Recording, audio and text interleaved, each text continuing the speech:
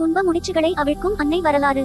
18ஆம் நூற்றாண்டில் அருட்தந்தை ஹெராயின் சம்பிரியஸ் ஒரு புதிய பீடத்தை ஆலயத்தில் நிறுவினார். பீடத்தின் பின்புற சுவற்றில் வைக்க ஓவியர் ஜோகன் ஜார்ஜ் அஷ்மிட்னரிடம் அன்னையின் ஓவியத்தை வரைந்துதரச் சொன்னார். அவருடைய மனைவி சோஃபியா ரென்ச்சி மணவாழ்வில் நிகழ்ந்த அற்புதத்தால் தூண்டப்பட்டு அந்நிகழ்வை ஓவியமாக வரைந்தார். பிற்காலத்தில் முடிச்சுகளை அவிழ்க்கும் அன்னையாக இன்று வரை இறைவனிடம் பரிந்துரை செய்து கொண்டிருக்கின்றார். மக்கள் பலர் இந்த ஆலயத்தில் வந்து ஜெபிக்க தொடங்கினர். ரஷ்யாவின் செர்னோபில் இருந்த அணுலை வெடித்து மக்கள் அனைவரும் கதிரியக்க பாதிப்புக்குள்ளாகி பலர் பலியாகியும் புற்றுநோயால் அவதியுற்றும் பலரின் வாழ்வு கேள்விக்குறியான போது அந்த பகுதியிலிருந்த மக்கள் அன்னையிடம் ஜெபித்தனர். புதுமான விதத்திலே அதிசயமான வகையில் அனைவரும் சுகம் பெற்று அந்த துயரத்திலிருந்து மீண்டும் புத்துணர்ச்சி பெற்றனர். முடிச்சுகளை அவிழ்க்கும் அன்னைக்கு முதல் சிற்றாலயம் 1989ஆம் ஆண்டு ஆஸ்திரியாவில் உள்ள ஸ்டீரியா என்ற இடத்தில் கட்டப்பட்டது. 1998இல் டென்னிஸ் சூசல் ரம் அவர்கள் திரவையின் ஒப்புதலோடு எழுதி வெளியிட்ட முதல் முடிச்சுகளை அவிழ்க்கும் அன்னையின் நவநாள் புத்தகம் ஏறக்குறைய 20 மொழிகளில் மொழிபெயர்க்கப்பட்டு மக்களால் ஜெபிக்கப்பட்டது. தமிழகத்தில் செங்கல்பட்டு மறைமாவட்டத்தில் உள்ள தளம்பூரில் முடிச்சுகளை அவிழ்க்கும் அன்னையின் சிற்றாலயம் அமைந்துள்ளது.